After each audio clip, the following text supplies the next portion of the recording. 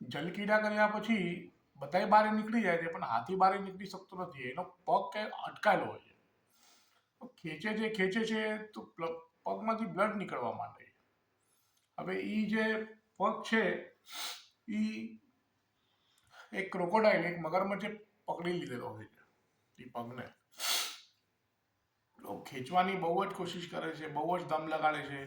પછી એની હાથીઓને એની પત્નીઓને કહે છે કે તમે સહાયતા કરો મારી, તો સૂંઢથી એને ખેંચે છે પણ એ નીકળી શકતો નથી. એના બચ્ચા ઇવન ટ્રાય કરે છે કેમ્પન કરીને ખેંચવાનું, પણ એનો પગ એવો ફસાયેલો હોય છે, ક્રોકોડાઇલે એવો પકડી લીધો હોય છે મગરમચ્છે, કે બહાર એ નીકળી જ નથી શકતો. છેલ્લે બહુ જ ટ્રાય કરે, બહુ જ ટ્રાય કરે, કંટાળીને અંતે બધા એનો સાથ છોડી દે કે હવે આ તો નીકળતો નથી.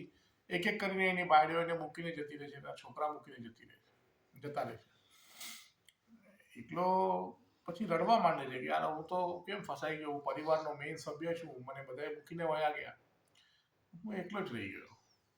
આ પછી એ પરમાત્માની સ્તુતિ કરે છે. 28 શ્લોકોમાં એની સ્તુતિ બતાવી છે શ્રીમદ ભાગવત કથામાં. નારાયણની સ્તુતિ કરે છે. નારાયણ પ્રગટ થઈ અને એ ક્રોકોડાઇલનું સુદર્શન ચક્રથી માથું કાપે છે અને ગજેન્દ્રને બચાવી લે છે, અને પછી એમના ધામે એ લઈ જાય છે. આ તો થઈ ગઈ કથા. હવે એનો જીવન સાર જે મેં તમને કીધું બહુ જ ઇમ્પોર્ટન્ટ છે. શું છે? હવે જો માણસનું જ્યારે ઘટપણ આવવાનું થાય ત્યારે સૌથી પહેલાં એના પગથી જ આવશે. સૌથી પહેલાં તો ગજેન્દ્ર કોણ છે? તો ગજેન્દ્ર કોઈ નથી, એ આપણે છીએ. ક્રોકોડાઇલ કોણ છે? મગરમચ્છ કોણ છે? કે આપણો કાળ છે, જે એક દિવસ આવવાનો છે, જે આપણે બધાને ખબર છે. હવે એ પગથી જ ચાલુ થાય છે, નીચેથી. જોજો ઘટપણ આવશે ત્યારે ઘૂંટણ દુખશે, તરિયા બળવા માંડશે, પગ કામ નહીં કરે, બેસશું તો ઉઠાશે નહીં. એટલે આ બધું શું છે? આ કાળનું પ્રતીક છે કે ખેંચે છે આપણે કે હવે ચાલવાની તૈયારી જરાક રાખજો તમે. પણ આપણે બી કલિયુગીને હોશિયાર માણસ, જે આપણે હોશિયાર પોતાને સમજીએ છીએ, લાકડી લઈ લેશું કે કાંઈ બી બેસાડી લઈશું, કમર દુખશે તો પટ્ટો બાંધી લેશું, શેક કરી લેશું, દાંત પડવા માંડશે તો નવી બત્રીસી નાખશું, વાળ સફેદ થશે તો કાળા કરી લેશું.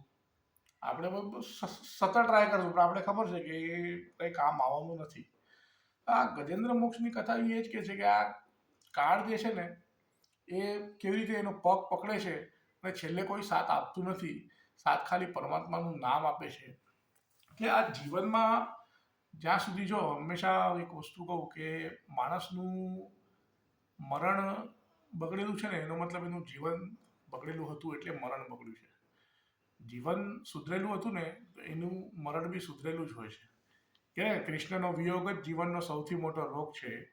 એટલે આ એ જ ચીજ છે કે આપણે જીવતે સંસારીમાં એમાં પડ્યા, ભક્તિ આપણે કરી નથી એટલે મરણ આપણું બગડવાનું છે જે છેલ્લે. કેમ કે શું છે જો